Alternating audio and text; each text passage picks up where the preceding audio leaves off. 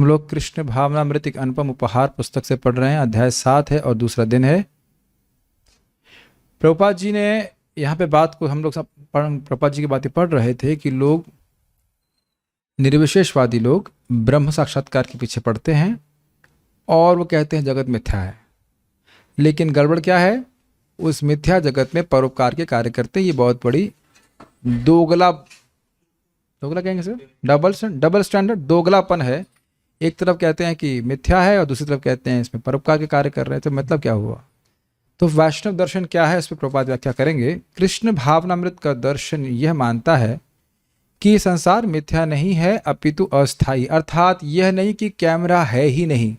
आप इसमें भी हंसेंगे कि ऐसे कैसे सिद्धांत होते हैं। भाई देखो, इसे बलदेव विद्याभूषण पद कहते हैं, मतलब उसको रेफर करते हुए इसका बोलते हैं दृष्टि सृष्टि न्याय। सुना आपने? आप नहीं है रामकृष्ण यहाँ पे।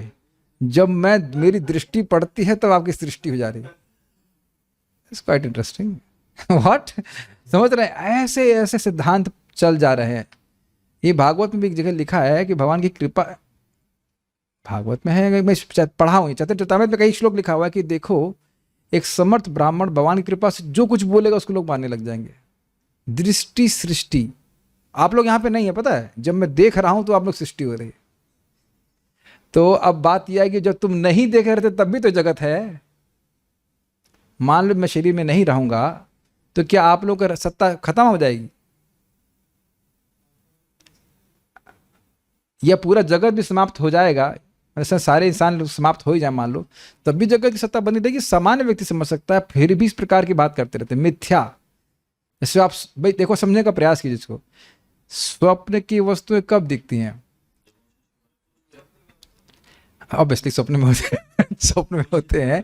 लेकिन आप देखेंगे कि स्वप्न में वस्तुएं वैसे वैसे सृष्ट होती जाती हैं जैसे जैसे सीन आपके सामने आता है। तो उस तरह से कह रहे हैं कि इसको भी स्वप्नवत है, बस आप जैसे जैसे देखते जा रहे हैं जगत में सृष्टि होती जा रही है। वास्तविक वस्तु कोई नहीं है, इसीलिए स्वप्नवत मिथ्या, ऐसा कोई अस्तित्व ही नहीं है। लेकिन ऐसा वैष्णव दर्शन नहीं कहता। वो कहते हैं कि नहीं, ये मिथ्या नहीं है अपितु अस्थाई है, शाश्वत नहीं है। ईश्वर ने यह जगत बनाया है और ईश्वर सत्य है, अतएव उनकी सृष्टि किस तरह मिथ्या हो सकती है? क्योंकि यह ईश्वर की सृष्टि है और ईश्वर परम सत्य है, अतएव यह सृष्टि भी सत्य है। हम केवल भ्रम के कारण इसे अन्यथा देखते हैं। क्या अन्यथा देखते हैं?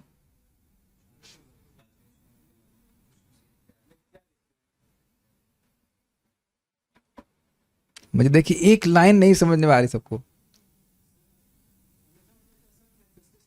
पहले ये बताइए, अच्छा चलिए रुक जाइए। मान लो आप कृष्ण भावना में नहीं आते, तो ये बताइए ये जगत ईश्वर की सृष्टि दिख रहा था? अब समझ में आ गया? देख रहे कितना सूक्ष्मता से आपको ग्रंथ पढ़ने होंगे। क्या ये जगत आपको ईश्वर की सृष्टि दिख रहा था? किसकी सृष्टि दिख रहा था? किसी की नहीं, अपने भोग के लिए है। तो अन्यथा समझ पा रहे हैं माया क्या है? बड़ा देखिए, माया कई बार सुन चुके हैं, आज सुबह भी ये चर्चा हो रही थी। माया ये नहीं कि वो है ही नहीं भाई, अब आपका शरीर है ही नहीं। एक बार श्रील प्रभुपाद जी के शिष्य ने प्रभुपाद से कहा ये बड़ा अच्छा है, प्रभुपाद क्या हम सब लोग आध्यात्मिक जगत में हैं? क्या हम लोग खाली सोच रहे हैं कि हम भौतिक जगत में हैं? Are we only thinking that we are in material world? तो प्रभुपाद बोले, you are very much here तुम बहुत काफी मात्रा में तुम यहीं पे हो ये सब भी थ्योरी चलती रहती है कि हम स्वप्न देख रहे हैं और ऐसा है वैसा है, हम आध्यात्मिक जगत में ही हैं, इत्यादि इत्यादि। कहाँ कहाँ की बात लोग सोचते रहते हैं। कहीं शास्त्र में ऐसा वर्णन नहीं है, श्रीमद् भागवत में तो नहीं है, और कहीं कोई अपने मन से लिख दिया हो तो पता नहीं, ऐसा कहीं कोई वर्णन नहीं है। हम लोग भौतिक जगत है और उसमें हम लोग हैं और दुख भोग रहे हैं। क्लियर है कि नहीं? तो हम ब्रह्म के कारण इसे अन्यथा देखते हैं, अर्थात भगवान से अलग देखते हैं, भगवान की सृष्टि के रूप में नहीं देखते।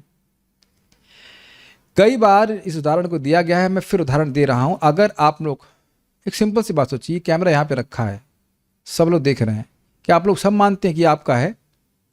एक भी व्यक्ति नहीं मानता। आप लोग ईमानदार हैं इसलिए, होपफुली।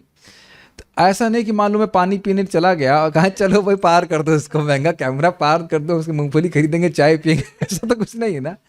लेकिन चोर अगर कोई मान लो आ जाए तो उसकी दृष्टि यही रहेगी ना, कहाँ स्वामी इसके किनारे से जाए और हम लेके पार हो जाए।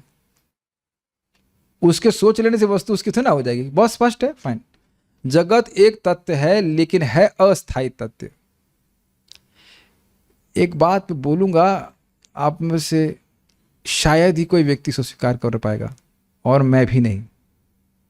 मैं इसलिए ये नहीं कह रहा हूं कि आप स्वीकार कर पाएंगे और मैं कर ले रहा हूं, हम दोनों ही लोग स्वीकार नहीं कर पाएंगे। जब ये जगत ही अस्थायी है तो इस जगत के लाभों की क्या वैल्यू है? And will hold here and let please think about it. जो भी हृदय में इच्छा आ रही है, हम नहीं कह रहे इसे हटा दीजिए या जो कुछ भी कर दीजिए, लेकिन ये बात सत्य है कि उससे जो भी हमको फल प्राप्त होना है वो बहुत क्षणिक है, अत्यंत क्षणिक। और हम देखेंगे कि हमारा मन किस प्रकार से उसको एकदम पकड़ लेता है। प्रभुपाद जी इसी को कहते हैं असदग्राहा, सदा समुद्विग्न असदग्रहात, इसे शब्द है ना, धियाम असदगृहात। हमारी बुद्धि में जो कष्ट है, परेशानी है, वो इसीलिए है कि हम हैं शाश्वत प्राणी और पकड़े हुए हैं अशाश्वत वस्तुओं को, असद वस्तुओं को। क्या सब इसको देख पा रहे हैं? कोई आसक्ति नहीं है इस जगत में। ऐसा नहीं कहिए कि मैं भी नहीं बोल रहा हूं कि मेरी नहीं है। And it is very interesting. Intelligence शास्त्र श्रवण करके बोलती है इसकी कोई वैल्यू नहीं है, कुछ दिन के लिए फिर चला जाएगा, लेकिन उसमें हम आसक्त रहते हैं, चाहे यश हो चाहे जो भी आप जोड़ लीजिए। जब सोचिए पूरा जगत ही अस्थायी है और हम शाश्वत हैं, तो जगत की कौन सी वस्तु इसका मूल रखें? है ना, बड़ा ये इसे difficult pill to swallow, but that's a fact. मनुष्य इस संसार की किसी भी वस्तु को अपनी संपत्ति होने का दावा कर सकता है, लेकिन ये दावा झूठा है। मैं इसको थोड़ी अलग तरह से पढ़ता हूं। मनुष्य इस संसार की किसी भी वस्तु को अपनी संपत्ति होने का दावा कर सकता है। कुछ सुनाई पड़ रहा है मैं क्या कह रहा हूं? आप समझ पा रहे हैं मैं किस तरह से बोल रहा हूं? क्या समझ में आ रहा है? मनुष्य इतना बेवकूफ है समझ में आया? हम लोग इतने बेवकूफ हैं कि जो वस्तु किसी भी तरह से उसकी नहीं है, उस किसी भी वस्तु को बोलेगा ये मेरी है। अब आप बुरा मत मानिएगा, बुरा मत मानिएगा मतलब जो लोग शादी नहीं हुई हो तो बुरा मानेंगे ही नहीं, जो कि हो चुकी है वो बुरा मानेंगे कि जिससे कोई संबंध नहीं था, है कि नहीं? जिस लड़की से कोई संबंध नहीं था उसको पूरा टाइम बार बार संबंध होता है, ये तो मेरी है।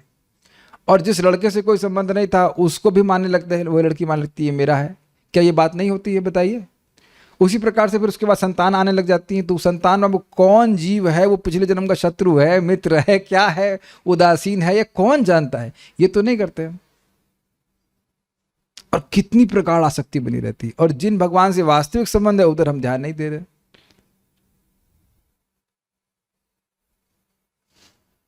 किसी भी वस्तु को अपनी संपत्ति मानने का दावा कर सकता है, दिस इज अमेजिंग, जबकि एक भी वस्तु हमारी नहीं है। यह तथ्य है कि यह संपत्ति किसी की है, लेकिन है ईश्वर की। ईशावास्यम इदम सर्वम। इसका अर्थ यह नहीं है कि यह संपत्ति मिथ्या है, मेरी नहीं है, लेकिन ऐसा नहीं कि किसी की नहीं है। यदि कुछ मिथ्या है तो इस संपत्ति के लिए किया जाने वाला दावा मिथ्या है, क्योंकि यह उस गर्वित मिथ्या भावना पर आश्रित है कि व्यक्ति खुद ही उसका स्वामी या ईश्वर है। अब मैं फिर उसी एग्जाम्पल पे आ रहा हूं जो भी मैंने शादी वाला एग्जाम्पल दिया। तो क्या कोई शादी नहीं करेगा, या किसी को शादी नहीं करनी चाहिए? तो क्या मैं क्या बोलना चाह रहा हूं? एग्जाम्पल दिया गया था शादी का, बाकी मकान बांधने का या और कुछ, क्या मकान नहीं बांध सकता है कोई भी? जिएगा क्या? धूप में सोएगा पेड़ के नीचे? तो यह सब बातें तो बड़ी अव्यवहारिक लग रही है वैष्णव की। ऐसा लग रहा है तो किसी शादी नहीं करने देंगे, किसी को पेड़ ही नहीं, सॉरी पेड़ नहीं, घर ही नहीं बांधने देंगे, सब पेड़ के नीचे रहें। क्या ये बोला जा रहा है? स्वामित्व की भावना छोड़नी पड़ेगी। आप देखो ना, जितने भी नॉन डिवोटी पेरेंट्स हैं वो क्या बोलते हैं, हमारे बच्चे हो तुम भक्ति क्यों करोगे, हमने तुमको जन्म दिया है। ऐसा लग रहा है हर सेल को जोड़ जोड़ के वही डम बनाए हैं। किसी माँ को भी पूछ लीजिए, आपको पता है कि आप गर्भ में बच्चे का पोषण कैसे हो रहा था? कोई सामर्थ्य है? किसी माँ का सामर्थ्य नहीं है। कृष्ण कर रहे हैं कि नहीं कर रहे हैं? प्रभुपाद जी एग्जाम्पल देते हैं कि पत्नी और पति दोनों समर्थ होने के बाद भी संतान नहीं होती कभी कभी। ये भगवान की व्यवस्था है कि हमको शरीर प्राप्त हो जा रहा है। Make sense to you?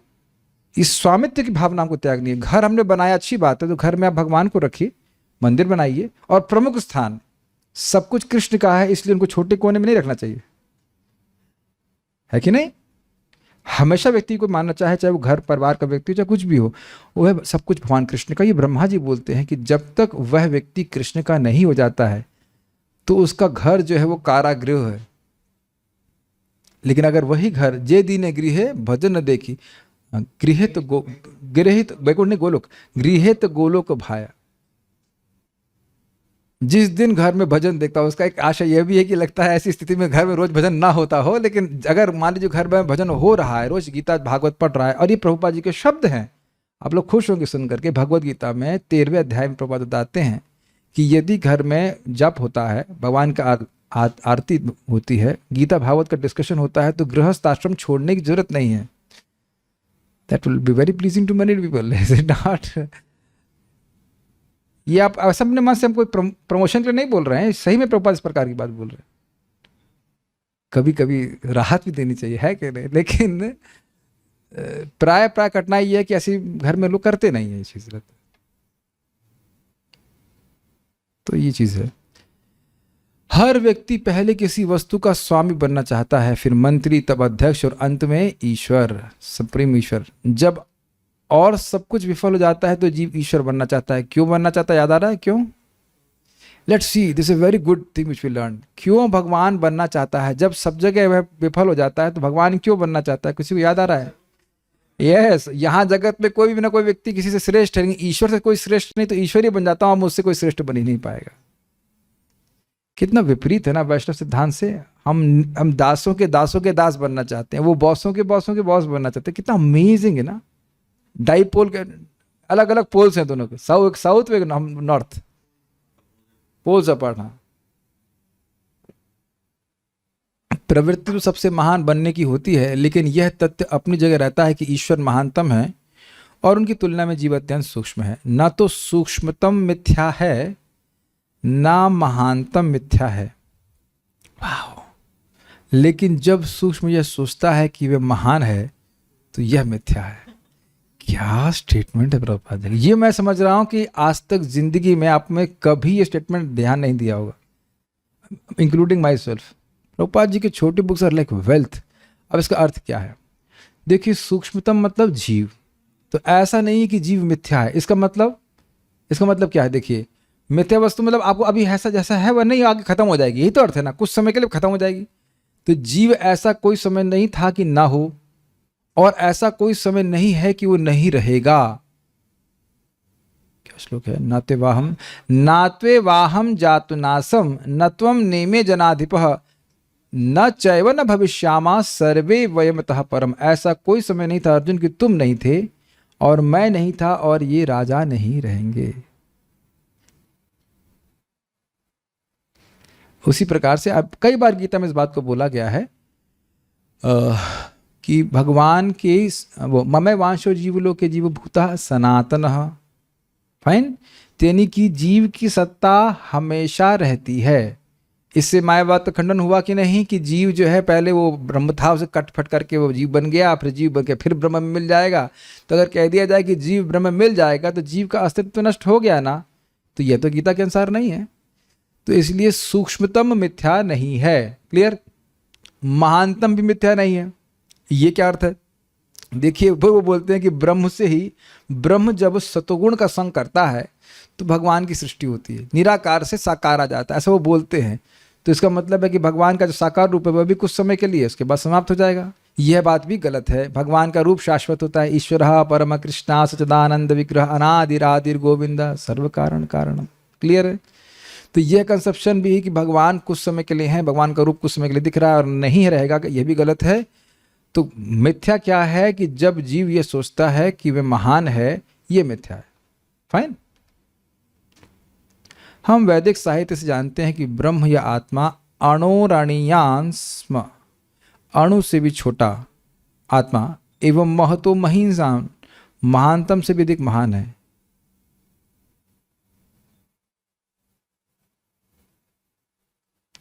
श्लोक तो शायद सुने होंगे, लेकिन कुछ समझ में आ रहा है? यस, छोटे से छोटे हैं जीव और बड़े से बड़े हैं भगवान। ये है जहां तक हम कल्पना कर सकते हैं, जिसके अनुसार जिस आकाश में यह ब्रह्मांड है वह महानतम है। लेकिन कृष्ण ने अपने मुख में लाखों ब्रह्मांडों के दर्शन कराए हैं। भगवान की महानता उनके अंश रूप जीव की समझ के बाहर है। जीव के रूप में हम अत्यंत सूक्ष्म हैं और भगवान अनंत हैं। निसंदेह व्यक्तिगत आत्मा का परिमाण इतना सूक्ष्म है कि यह देखा नहीं जा सकता। यहाँ तक कि अपनी भौतिक इंद्रियों से भी उसकी अनुभूति कर पाना भी असंभव है। अतएव कहा जाता है कि आत्मा परमाणु से भी अधिक सूक्ष्म है। क्लियर? अणोण आम का अर्थ है छोटे से भी अत्यंत छोटा, और वो कौन है? इजी। क्योंकि जीव तथा परमेश्वर कृष्ण दोनों ही आत्मा हैं, अतएव गुणात्मक दृष्टि से वे समान हैं, किंतु परिमाणात्मक दृष्टि से ईश्वर महान है और जीव सूक्ष्म है। इस तथ्य को वैदिक सूचना के आधार पर तुरंत स्वीकार किया जा सकता है। भाई ये बात समझ में आई आपको? इस पे प्रकाश डालेंगी भरतपुर से आए हुए कृष्ण हलादनी माता जी। जीव गुणात्मक दृष्टि से भगवान के समान है, इसका क्या अर्थ होता है? और परिमाणात्मक दृष्टि से ईश्वर महान और जीव सूक्ष्म है, इसका क्या अर्थ है? कोई उदाहरण आपको पता है इसके बारे में? समझ में आया कि नहीं आया बात? नहीं आया तो फिर कोई बात नहीं पूछेंगे। आया बात नहीं समझ में आया? थोड़ा थोड़ा देखिए, मैं आपको हेल्प करता हूँ। चिंगारी और अग्नि, ये उदाहरण आपको याद है? नहीं याद है? समुद्र का पानी और समुद्र की बूंद। तो समुद्र की बूंद को आप चखोगे तो कैसा आपको मालूम चल जाएगा समुद्र का जल कैसा है। लेकिन अब ऐसा नहीं कि बूंद में डूब जाएंगे हम, लेकिन समुद्र का परिमाण बहुत अधिक है। फाइन। तो जीवात्मा और भगवान गुणात्मक रूप से एक है, लेकिन जीव बहुत छोटा है और भगवान बहुत बड़ा है। मुश्किल है समझने में। और अग्नि वाला एग्जाम्पल बताइए कोई, एक मिनट किसी को पूछता हूँ। चिंगारी बहुत छोटी है और अग्नि बहुत बड़ी है, लेकिन गुणात्मक रूप से सेम है। फाइन। देखिए हम लोग को लग रहा है रिपीटेशन रिपीटेशन रिपीटेशन रिपीटेशन, लेकिन इसके बाद भी ये फूलना हमारा जाता नहीं कि हम कुछ हैं। इतना सुनने के बाद भी आदमी फूलता रहता है कि हम कुछ हैं, हम कुछ हैं, हम कुछ हैं। बोला जा रहा है कि कुछ नहीं हो, छोटे हो, लेकिन मानता नहीं। ब्रह्म संहिता में कहा गया, यस्येक निश्वसित कालमथावलंब्य जीवंत लोम विलजा जगदंडनाथा विष्णुर्महांस इह यस्य कला विशेषो गोविंदमादि पुरुषम तमहम भजामि। जब भगवान सांस छोड़ते हैं तो करोड़ों ब्रह्मांड उनके शरीर से बाहर आते हैं। सुना तो कई बार होगा, लेकिन एक विचार कीजिए कि यहाँ के सारे साइंटिस्ट मिलकर के एक ब्रह्मांड को नहीं समझ पा रहे हैं। आप लोग सब पढ़ के छोड़ दे रहे हैं इस बात को। कभी फोटो देखे हैं यूनिवर्स की, इन द सेंस जो नेट पे अवेलेबल है, और फिर उसकी विशालता का अनुमान लगा सकते हैं। मैं आपसे एक निवेदन करूंगा छोटा सा होमवर्क करने के लिए। Search for universe, images of universe, and then search for galaxy, and also फिर search for search for this, क्या कहते हैं, कोई भी सुंदर scene, natural scene in Bharat में, इंडिया में, कहीं पे भी या कहीं पे भी विदेश में, तब दिखाई पड़ेगा कि हम कितने छोटे हैं। एक चाइना के पहाड़ कितने किलोमीटरों में फैले हुए हैं, उसमें कितने जीव होंगे, या हिमालय के क्षेत्र में कितने जीव होंगे, भारत में कितने जीव होंगे। अब बताइए कि हमारी क्या क्या वैल्यू, बिसात क्या है। और यह पृथ्वी को, जब आपने कहा ना प्लानिटरी सिस्टम में देखेंगे तब क्या उसकी बिसात है पूरी पृथ्वी की, और फिर ये सौर मंडल को पूरे ब्रह्मांड में देखेंगे तब। इससे दो चीजें समझ में आती। एक तो हम पता नहीं क्यों, लेकिन हम लोग बहुत भाग्यवान हैं। इसीलिए कृष्ण के लिए हर बहुत बहुत वैल्यूएबल है, चाहे वो गृहस्थी में हो, चाहे वानप्रस्थी हो, चाहे सन्यास हो, चाहे कुछ भी हो। ये महसूस होता है आप लोग? आपको लगता है बहुत वैल्यूएबल है कृष्ण के लिए?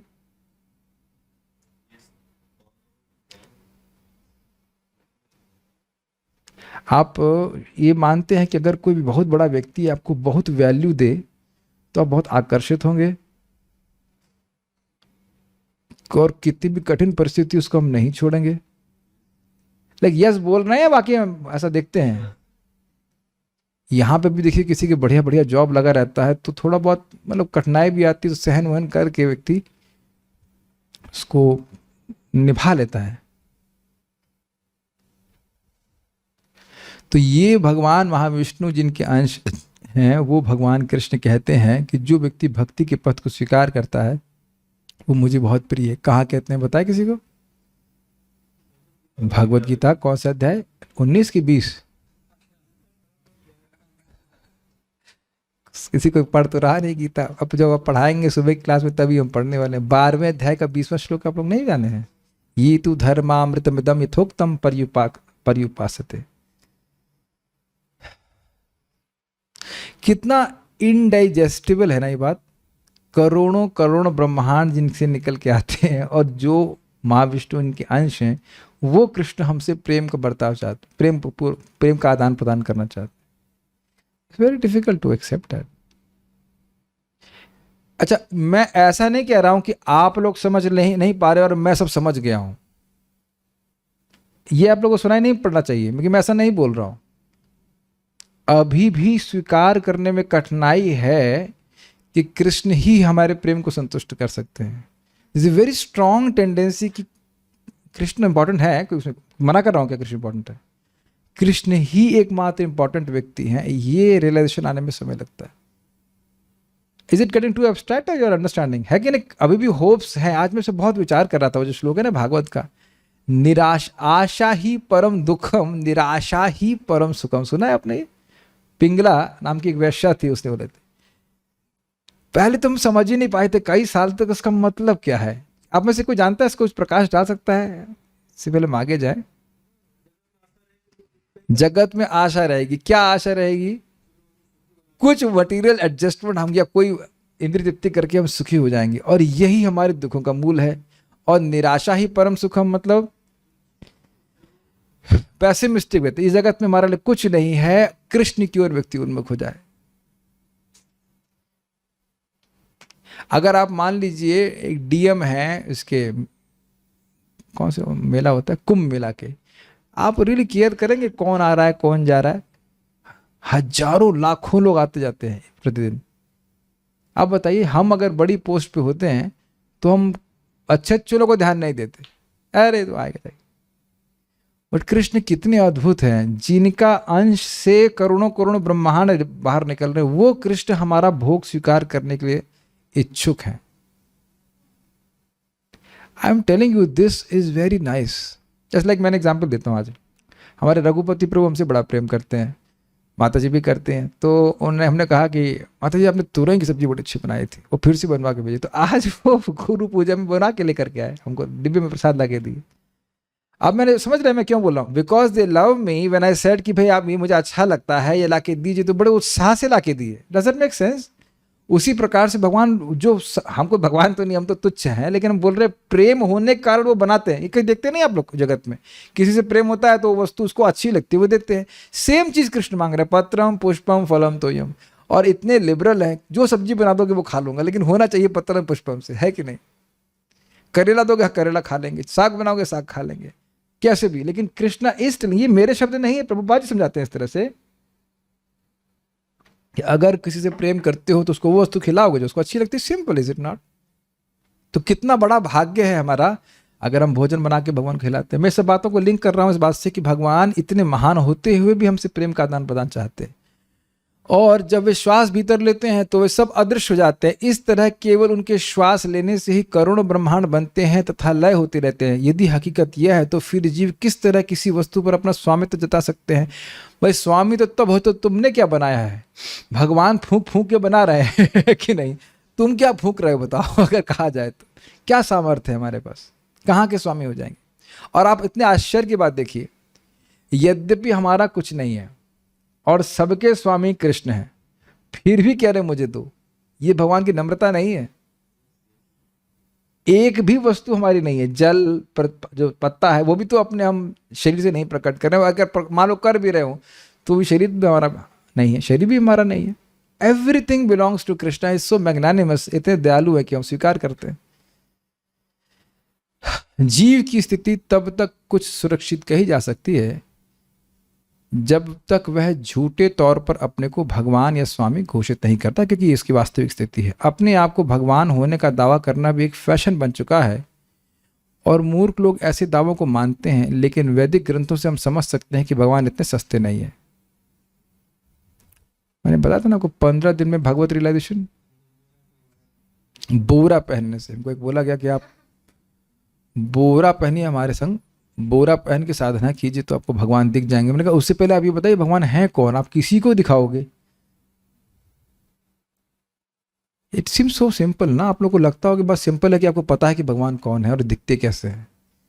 लाखों लाखों करोड़ों करोड़ों लोग जो तथाकथित रूप से अपने को आध्यात्मिकता का अनुशीलन करने वाला मानते हैं, उनको नहीं पता है कि थ्योरी में भी कि कृष्ण भगवान है। Is that rare? अब कठिनाई ये है कि जब व्यक्ति श्रवण नहीं करेगा तो वो अपने भाग्य को सराहना भी नहीं कर पाएगा। चीज है, जब तक हम ऐसे गर्वित अहंकारपूर्ण दावे नहीं करते तब तक हम, क्या लिखा है यहां,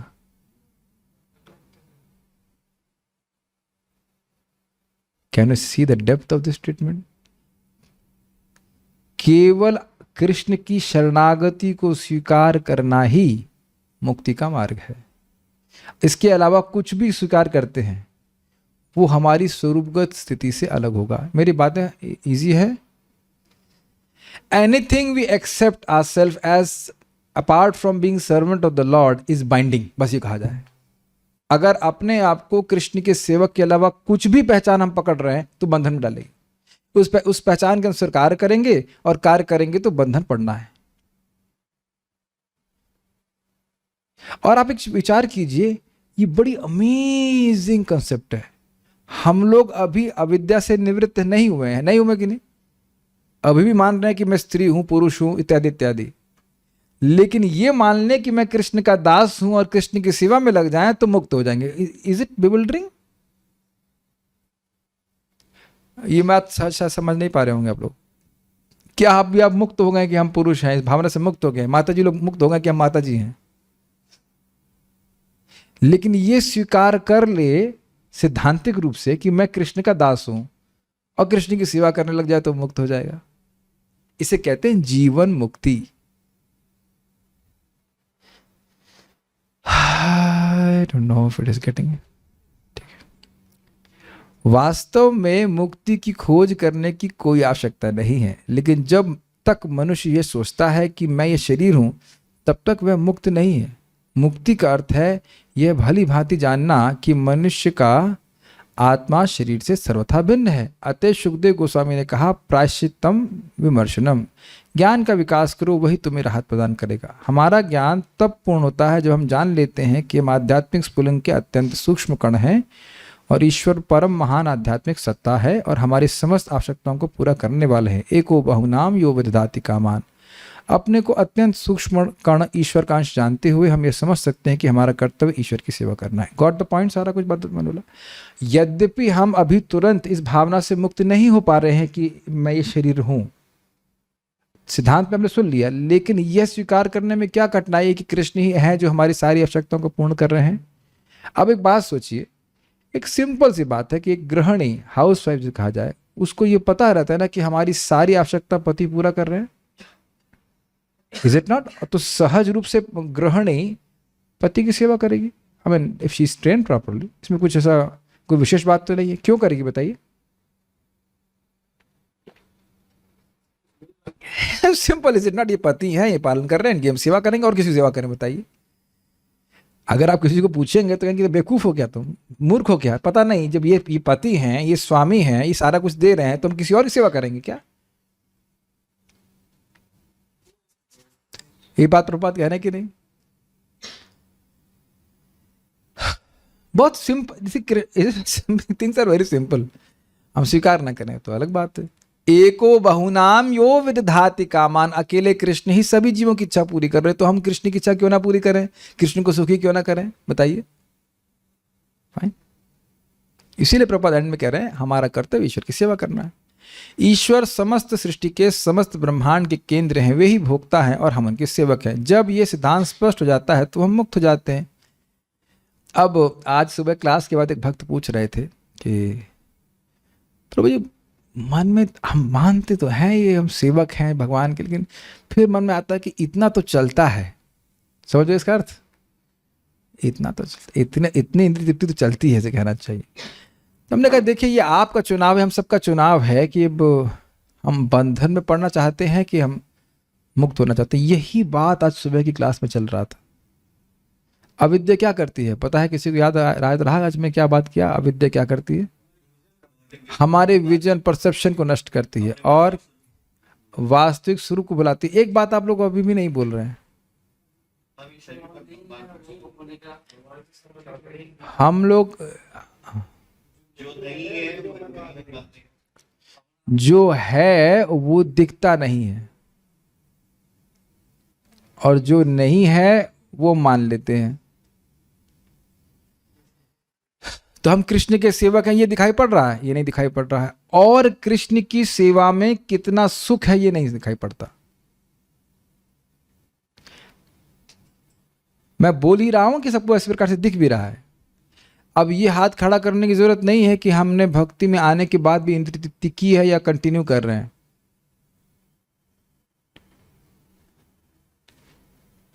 सभी समझ रहे हैं इस बात को। सूक्ष्म या ग्रॉस रूप में व्यक्ति अभी भी इंद्रिय तृप्ति के प्रति इंक्लाइंड है। क्यों? समझ रहे हैं? एक टांग रखी एक नाव पे, लग रहा है कि इसको छोड़ कैसे कर गिर जाऊंगा पानी, इधर कुछ नहीं है, जबकि ये नाव नहीं है, पूरा सुदृढ़ जमीन है। भगवान का भजन में ही सुख मिलता है, लेकिन इधर से उस नाव से पांव उठाने में डर लग रहा है। उठाते फिर नहीं, एक मिनट रख लेते, थोड़ी देर तो रख ले, उसके बाद फिर खींचे। ये स्थिति है। गलत तो नहीं बोल रहे, अभी भी सोच रहे हैं कि नहीं ऐसा तो नहीं है। कि ऐसा कैसे हो सकता है कि हम केवल अपने आत्मा के लिए कार्य करें, कुछ अपने लिए तो करना है। अपना मतलब समझ गए? केवल आत्मा के लिए करते रहे, अपने लिए कुछ नहीं करेंगे। ये मन बोलता है कि नहीं बोलता है? अब भक्ति किसके लिए? आत्मा के लिए। तुमको मना किया भक्ति करने के लिए, अपने लिए भी तो कुछ करो, भक्ति ही करते रहोगे।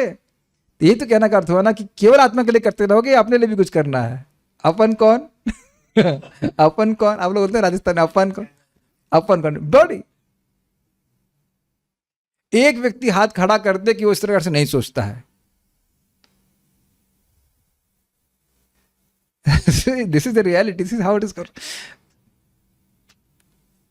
थोड़ा तो this is called mixed devotional service. धीरे धीरे भगवान की भक्ति करके व्यक्ति को समझ में आता है कि भाई इस समय कुछ नहीं मिल रहा है।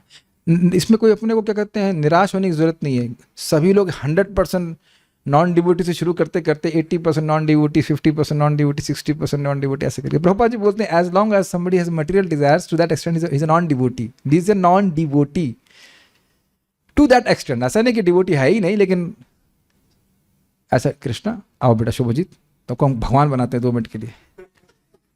तो आप बोलिए सर्वधर्मान परित्यज्य, बोलिए आप। चाबी दे दी कृष्ण, लेकिन मोबाइल मेरे पास। ठीक है, समझ आ गया। विल गिव 10% टू कृष्णा, फिर देखते हैं कितना रिटर्न्स मिलते हैं। अच्छा बोले चलो फिर 20% देते हैं। धीरे धीरे करके व्यक्ति को समझ में आता है कि नहीं धर्म नहीं कर। ठीक है, धीरे धीरे वी बिकम डीकंस्ट्रक्टेड। आपको 2 मिनट के लिए भगवान बना, अच्छा लगा ना आपको भगवान? नहीं। मुक्ति का अर्थ है समस्त मिथ्या धारणा से छुटकारा। ऐसा नहीं कि मुक्ति के बाद मनुष्य के 10 हाथ हो जाते हैं। श्रीमद् भागवत में मुक्ति की परिभाषा इस प्रकार दी गई है, मुक्तिर हित्वा अन्यथा रूपम स्वरूपेण अवस्थिति। मुक्ति का अर्थ है छोड़ देना, तथा अन्यथा रूपम का अर्थ है जीवन की मिथ्या धारणाओं को बताने वाला। इसका अर्थ यह हुआ कि जब मनुष्य समस्त मिथ्या धारणा को त्याग कर अपनी मूल वैधानिक स्थिति को प्राप्त होता है तो वह मुक्त कहलाता है। तो कभी भी आपने सुना होगा कि ये प्रवचन जो है स्वरूप सिद्ध व्यक्तियों से सुनने चाहिए। तब इसका मतलब क्या है? जो अपने स्वरूप में स्थित हैं। इसका अर्थ क्या है? इसका अर्थ है कि वो समझ रहे हैं कि हम भगवान के सेवक हैं और भगवान के अनुसार कार्य करेंगे। देखिए, प्रवचन करता मान लो समझ रहा है कि वो भगवान का दास है, तो एक बात तो वो जरूर ध्यान रखिएगा कि वो बात कभी नहीं बोलेगा जो भगवान को पसंद नहीं हो। अब उसे परम सिद्धि प्राप्त हुई है वो नहीं हुई है उसकी बात नहीं है। साधक भी भगवान समझते हुए कि मैं सेवक हूं कृष्ण का, तो ऐसी बात नहीं बोलेगा जो कृष्ण को पसंद नहीं हो। Does that make sense? तो जो व्यक्ति ये भी नहीं समझ रहा है सिद्धांत में कि मैं कृष्ण का सेवक हूं, अलंग अलंग कुछ भी बोल देगा। मैंने एग्जाम्पल दिया था ना आपको, कुंभ मेला हुआ, हमें उस सच्चिदानंद की प्राप्ति करनी है, हम लोग उस सच्चिदानंद को प्राप्त करेंगे। तो किसकी बात कर रहा है वो किसी को नहीं बता रहा है। तो आप लोग प्लीज समझने का प्रयास कीजिए, उसके भेजे में है ही नहीं कि वो सच्चिदानंद कृष्ण है। एक बार उसके मुख से कृष्ण नहीं निकला, एक को वो बार नहीं निकला। और देखिए प्रभुपाद जी कितनी बार अपने बुक्स में कृष्ण कृष्ण कृष्ण बोल रहे हैं। इज वेरी क्लियर हम किस सच्चिदानंद की प्राप्ति करना चाहते हैं। आप लोग उसको सब शायद नहीं लाइक एक्सपीरियंस कर पा रहे। जो लीडर है उसके दिमाग में गोबर भरा हुआ है, लीडर के दिमाग में कृष्ण आ ही नहीं रहा है। सच्चिदानंद सच्चिदानंद बोल रहा है, एक बार भी नहीं बोला कि Krishna. Extreme envy, extreme envy. आप पता नहीं मैं इसको एक्सप्लेन कर पा रहा नहीं कर पा रहा हूं। एक बार भी कृष्ण मुख से नहीं निकला। आप देखो भक्तों, किसी प्रवचन में कुछ ना बोल पाए तो कृष्ण कृष्ण तो बोलता है कम से कम। कैन यू एक्सपीरियंस और can you accept their envy? ये स्वीकार ही नहीं करते कि हम लोग भगवान के दास हैं। महाराज बार प्रवचन में कह रहे थे, क्या तुम लोग वैष्णव लोग नम्र बने रहते हो, डरपो कहीं के। हम दासों के दास हैं, भीरू बने, अपनी महिमा में आओ। तुम्ही से सत्ता चल रही है पूरी जगत की, ये है वो है, ऐसा करके बोलते हैं। कॉन्फिडेंस लीजिए आप। और मेरा एक मित्र था, तो वो डिवोटी है, पहले बापू जी किताब पढ़ते थे, तो एक किताब ऐसे लिखा था, कहता इसको पढ़ के बहुत कॉन्फिडेंस आता है। हमने कहा अच्छा, हमने कहा कुछ आईटी के लिए हम भी कॉन्फिडेंस जोड़ ले इसमें। तो उसमें लिखा हुआ था, तुमसे ही हवा चल रही है, तुमसे ही ये अग्नि जल रही है इत्यादि। हमने कहा हमसे तो कुछ नहीं पूछा जा रहा है, इज इट नॉट? मुझे तो कुछ रिलेट नहीं कर पाया। भागवत में भगवान बोलते ना कि मत भयात वातो वातो यम सूर्य तपति मत भयात इत्यादि, मेरे भय से वायु चल रही। तो उसको मत मत अपने पे लगा दिया। अरे उससे मैं क्या मजाक, मुझसे बोलो तुम्हारी तो अपान वायु भी तुम्हारे हाथ से नहीं चल रही है कि नहीं? कह दिया जाए कि बाकी वायु तो छोड़ दी जाए कि नहीं, कंट्रोल तो कुछ कर नहीं सकते। बेवकूफ है मतलब। और कितना जीव मतलब क्या कहते हैं, छोटा है लेकिन इतने बड़ी बड़ी बातें करना इज टू मच। क्षमा कीजिएगा, ऐसी बात नहीं बोलनी चाहिए, लेकिन गुस्सा जाता है। बेवकूफी की बात क्यों करते हैं? और किताब छाप छाप करके जो मूर्ख जनता वो मान भी लेती है। मेरा मित्र कन्विंस था इस बात से कि उनसे सूर्य उग रहा है, ये हो रहा है। हमने कहा हमसे तो नहीं पूछ के उग रहा है, और तुमसे पूछ के उग रहा है तो हमसे पूछ के क्यों नहीं उग रहा है? ये भी सोचने वाली बात है। अगर आपसे सूर्य पूछ के उग रहा है तो मुझसे पूछ के क्यों नहीं उग रहा है? मैं तो चाहूंगा कि 8 बजे सूर्य उगे कि नहीं, हमसे तो पूछ नहीं रहा है, तो उठ जाता है कि नहीं। बेवकूफी की बात एकदम से कहना चाहिए। और पता नहीं लोग कैसे स्वीकार कर लेते हैं। ये कलयुग है। मैं तो सोच रहा था कि एक्चुअली कलयुग की प्रीचिंग आसान होनी चाहिए, क्योंकि लोग कुछ भी स्वीकार करते नहीं।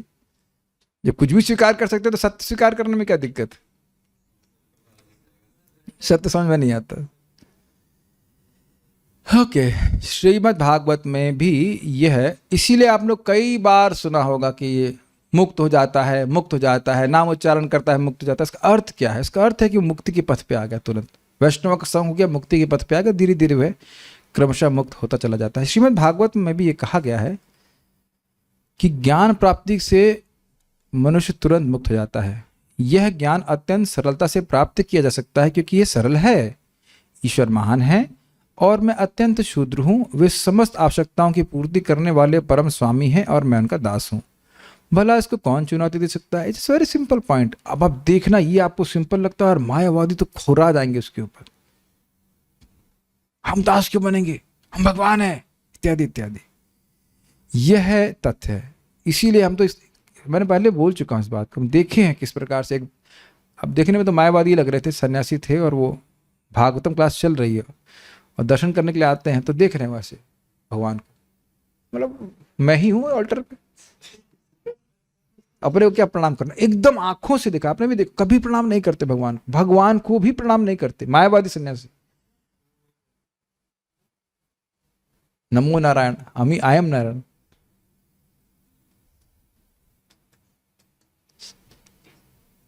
कितना अहंकार है बताइए।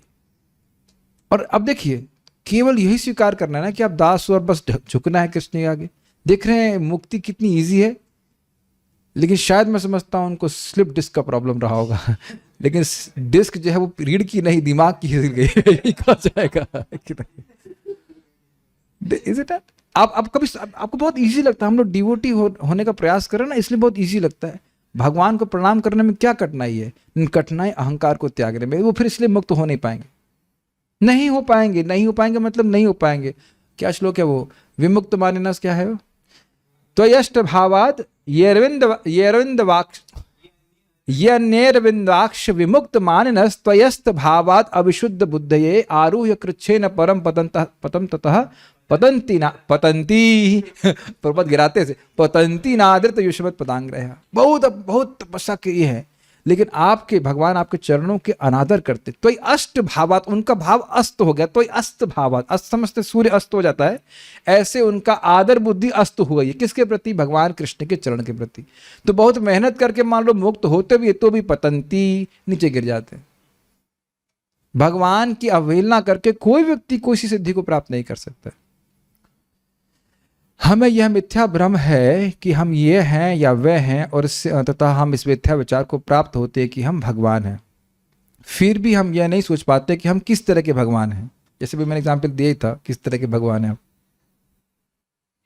शरीर में थोड़ी सी गड़बड़ी होती ही हमें चिकित्सक के पास दौड़ जाना पड़ता है, और चिकित्सक और गड़बड़ कर देता है। अतएव जो अपने को सर्वोपरि होने का दावा करता है, उसे माया के अंतिम फंदे से फंसा हुआ समझना चाहिए। और जो जीव इस तरह पतित हो चुका है, उसकी मुक्ति नहीं हो सकती, क्योंकि यह मिथ्या धारणा से बंधा रहता है। कुछ बातें बोल के हम इसको रुक जाएंगे यहाँ पे। एक बार एक कोई व्यक्ति तथाकथित भगवान से बनारस से मिलने के लिए गया, तो भगवान को दिक्कत थी। क्या दिक्कत थी? बोले भगवान डेंटिस्ट के पास गए, भगवान के दांत में दर्द है। अब ये कितना मजाक की बात है, कोई कहे कि भाई भगवान कृष्ण कहाँ है, डेंटिस्ट के पास गए हैं, ये नाई के पास बाल कटा रहे हैं, व्हाट समथिंग नॉट। तो ये कैसे भगवान है जो दांत के दर्द को भी नियमित नहीं कर सकते? और ये हंसी की बात। अब देखिएगा, आगरा में वैसे भगवान घूम रहे हैं अभी, अब वो हो गए बुढ़े, और क्योंकि अब उनको प्रचार करना है तो अपनी फोटो जवानी के लगाते हैं। जो पोस्टर है वो जवानी की फोटो का है, और वो खुद बुढ़े हो गए। तो अगर तुम बुढ़े हो रहे हो तो तुम तो माया के कंट्रोल में हो ना, भगवान कैसे हो गए? भगवान तो बुढ़े नहीं हुए। एक बात है। ये जो नेक्स्ट पैराग्राफ है, प्रभुपाद बहुत महत्वपूर्ण बात बोल रहे हैं। देखिए, नैतिक पतन हो जाए तो ये कोई बहुत बड़ी बात नहीं है भाई। 4 नियमों को पालन में से कोई व्यक्ति को भंग हो जाता है, ठीक है, ठीक है मतलब ठीक है नहीं बोल रहा हूं, लेकिन कहने का आशय है कि ये सुधर सकता है। It's like being on the same road but छूट लग गई, गिर पड़ा है। रोड सही है, गिर पड़ा है, लेकिन अगर सैद्धांतिक गड़बड़ हो गई तो चाहे वो बिल्कुल स्पीड से भी चलता रहे और कभी एक्सीडेंट ना हो, लेकिन पहुंच जाए कहीं और। मानते हैं बात?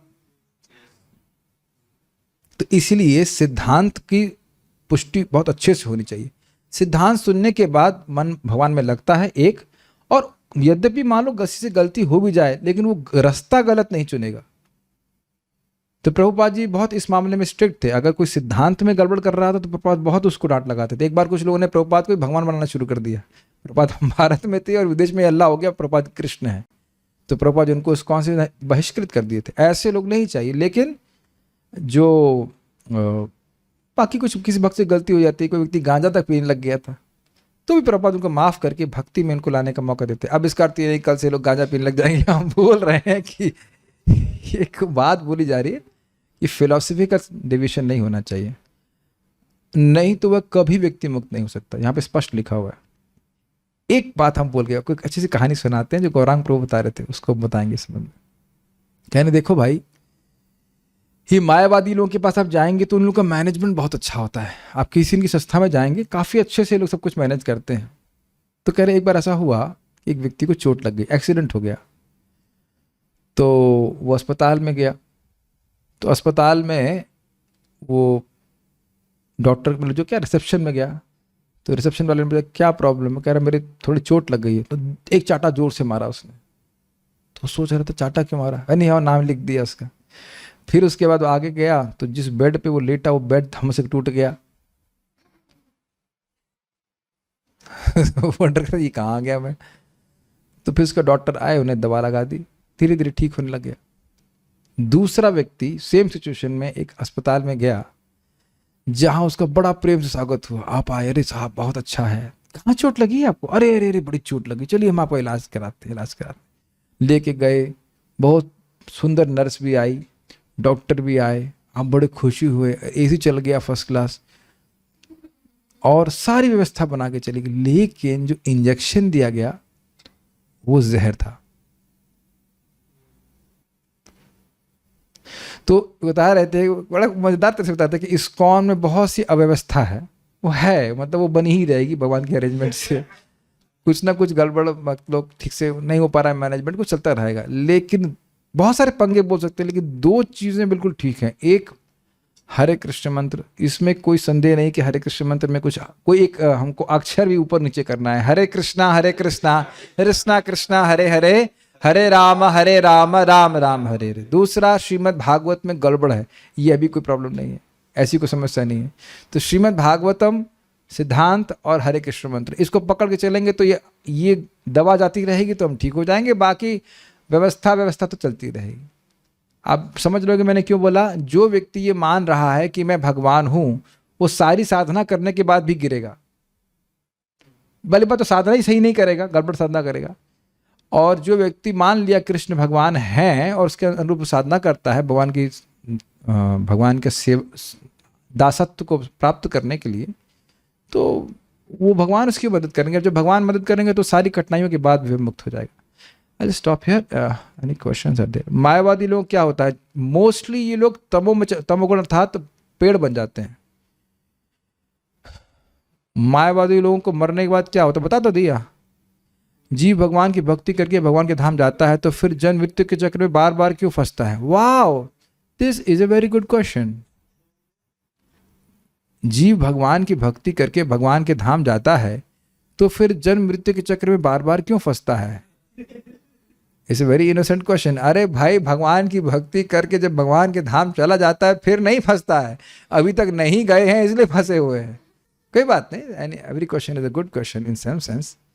यद गत्वा न निवर्तन्ते तद धाम परमम मम, मेरे धाम को जाने के बाद दोबारा इस जगत में कभी नहीं आना पड़ता।